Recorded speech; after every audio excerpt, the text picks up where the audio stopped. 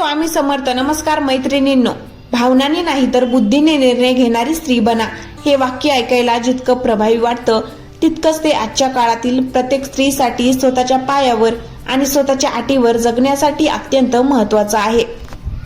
जेव्हा एखादी स्त्री भावनांच्या आरी न जाता बुद्धीने आणि विवेकपूर्ण निर्णय घ्यायला शिकते तेव्हा ती केवळ स्वतःच नाही तर तिच्याशी जोडलेल्या संपूर्ण कुटुंबाचं आयुष्य बदलून टाकते. लोकांना खिळवून ठेवेल आणि मनाला पटेल अशा सोप्या शब्दात बुद्धीने निर्णय घेणारी स्त्री कशी बनता येईल याबद्दलची सविस्तर मांडणी खालीलप्रमाणे आहे. पहिलं म्हणजे भावना वाईट नसतात, पण त्या ड्रायव्हरच्या सीटवर नसाव्यात. आपल्याकडे स्त्रियांना उपजतच संवेदनशील आणि भावना प्रधान मानलं जातं. भावना असणं हा माणसाचा दागिना आहे, कमजोरी नाही. पण अडचण तेव्हा होते जेव्हा आपण जीवनाचे मोठे निर्णय जसे की करिअर, लग्न, आर्थिक व्यवहार केवळ तात्पुरत्या भावनिक भरात घेतो. नियम साधा आहे. भावनांना गाडीत पॅसेंजर म्हणून नक्की ठेवा, पण गाडीचं स्टिअरिंग म्हणजेच निर्णय क्षमता नेहमी तुमच्या बुद्धीच्या हातात असू द्या. दुसरं म्हणजे आर्थिक साक्षरता आणि स्वातंत्र्य. माझे आर्थिक निर्णय माझे वडील, भाऊ किंवा पती बघतात. हे वाक्य आता भूतकाळात जमा व्हायला हवं. बुद्धीने निर्णय घेणारी स्त्री पैशाचा हिशोब स्वतः ठेवते. काय करावे? केवळ पैसे कमवणं पुरेसे नाही तर ते योग्य ठिकाणी गुंतवणं शिकणे, विमा, शेअर, सोने आणि बचत या गोष्टी समजून घ्या. जेव्हा तुमच्याकडे आर्थिक सुरक्षितता असते तेव्हा तुमचे निर्णय अधिक धाडसी आणि स्वातंत्र्य होतात.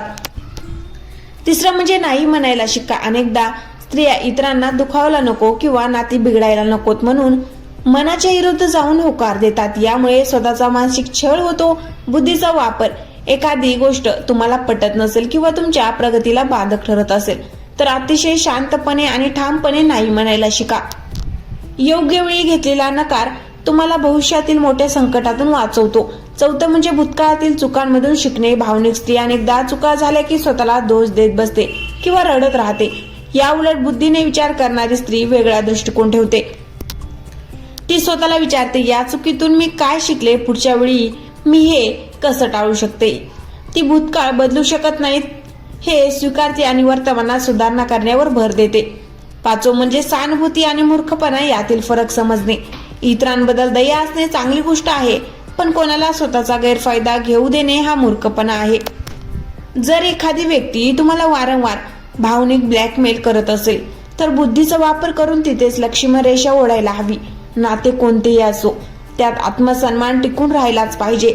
बुद्धीने निर्णय घेणाऱ्या स्त्रीची काही ठळक लक्षणे. भावनिक निर्णय घेणारी स्त्री, बुद्धीने निर्णय घेणारी स्त्री तात्पुरत्या रागाच्या किंवा प्रेमाच्या भरात निर्णय घेते. निर्णय घेणारी पूर्वी शांत राहून त्याचे दूरगामी परिणाम विचारत घेते. संकटाच्या वेळी घाबरून जाते आणि रडू लागते. संकटाच्या वेळी शांत राहून पर्याय काय आहेत याचा शोध घेते. लोक काय म्हणतील याचा विचार करून स्वतःचे स्वप्न सोडून देते. स्वतःच्या प्रगतीसाठी जे योग्य आहे ते लोकांच्या टीकेची पर्वा न करता करते. शस्त्र बदलले की युद्ध जिंकता येत नाही, तर विचार आणि दृष्टिकोन बदलावा लागतो. भावनांनी विचार करणारी स्त्री केवळ कुटुंबाची काळजी घेऊ शकते, पण बुद्धीने विचार करणारी स्त्री कुटुंबाला योग्य दिशा दाखवू शकते. जेव्हा तुम्ही बुद्धीने निर्णय घ्यायला लागता तेव्हा सुरुवातीला कदाचित लोक तुम्हाला कठोर किंवा हट्टी म्हणतील, पण लक्षात ठेवा काही काळाने याच निर्णयाचे चांगले परिणाम पाहून तेच लोक तुमचा आदर करायला लागतील.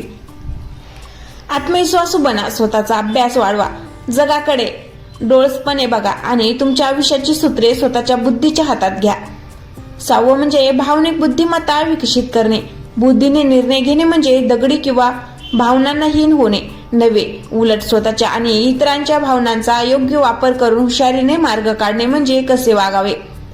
जेव्हा कधी तीव्र राग, दुःख किंवा अति आनंद होईल तेव्हा त्वरित कोणतीही प्रतिक्रिया देऊ नका. स्वतःला फक्त 10 सेकंदाचा विराम द्या. बुद्धीने विचार करणारी स्त्री कधी रिॲक्ट होत नाही, ती विचार करून रिस्पॉन्ड करते. 7वं म्हणजे कमजोरी लपवण्याऐवजी ती ताकद बनवणे. भावनिक विचार करणाऱ्या स्त्रिया बऱ्याचदा स्वतःच्या उणिवावरून स्वतःला कमी लेखतात, पण बुद्धीने विचार करणारी स्त्री वास्तव स्वीकारते. 9वा दृष्टिकोन. जर तुम्हाला एखादी गोष्ट येत नसेल, उदाहरणार्थ इंग्रजी बोलणे, कॉम्प्युटर चालवणे किंवा गाडी चालवणे, तर त्यावर रडत बसण्यापेक्षा ती गोष्ट शिकण्यासाठी वर्ग लावा किंवा सराव करा. स्वतःच्या मर्यादा ओळखून त्यावर मात करणे हाच बुद्धीचा खरा विजय आहे. 8वं म्हणजे स्वतःच्या आरोग्याला प्राधान्य देणे. आपल्या समाजात सगळ्यांचे करून उरलेले खाणारी आणि स्वतःच्या आजारापणाकडे दुर्लक्ष करणारी स्त्री हीच आदर्श मानली गेली. पण हा निव्वळ भावनिक मूर्खपणा आहे, बुद्धीचा खेळ. जर तुम्ही स्वतः निरोगी नसाल तर तुम्ही कुटुंबाची काळजी कशी घेणार? बुद्धीने निर्णय घेणारी स्त्री स्वतःच्या आहाराकडे, व्यायामाकडे आणि मानसिक आरोग्याकडे जाणीवपूर्वक लक्ष देते.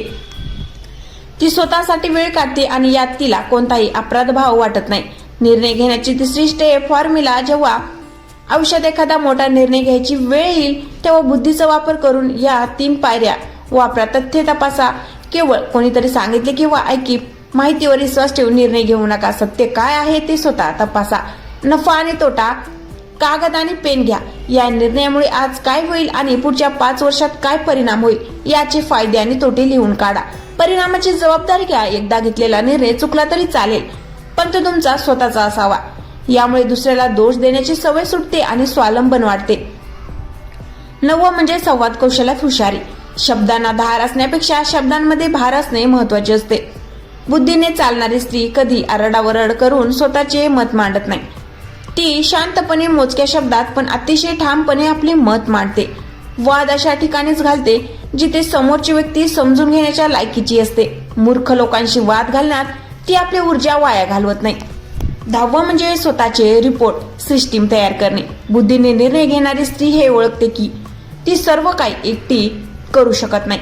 ती अशा लोकांचे नेटवर्क तयार करते जे तिला प्रगतीसाठी मदत करतील. उदाहरणार्थ मार्गदर्शक, चांगले मित्र, व्यावसायिक सल्लागार. ती तिच्या प्रगतीला खीळ घालणाऱ्या टॉक्सिक, त्रासदायक लोकांपासून सन्मानपूर्वक अंतर राखते. मग ते नातेवाईक का असेनात. एक मंत्र जो नेहमी लक्षात ठेवावा.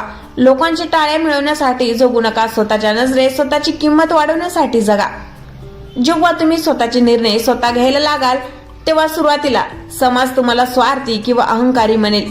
पण जेव्हा तुमच्या त्याच बुद्धीने घेतलेल्या निर्णयामुळे तुमचे आयुष्य सुकर होईल आणि तुम्ही यशाची शिखरे सर कराल, तेव्हा या समाजातील इतर स्त्रिया तुमच्याकडे मार्गदर्शनासाठी येतील.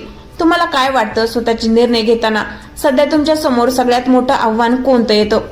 11 म्हणजे स्वतःचे केस स्टडीज तयार करा.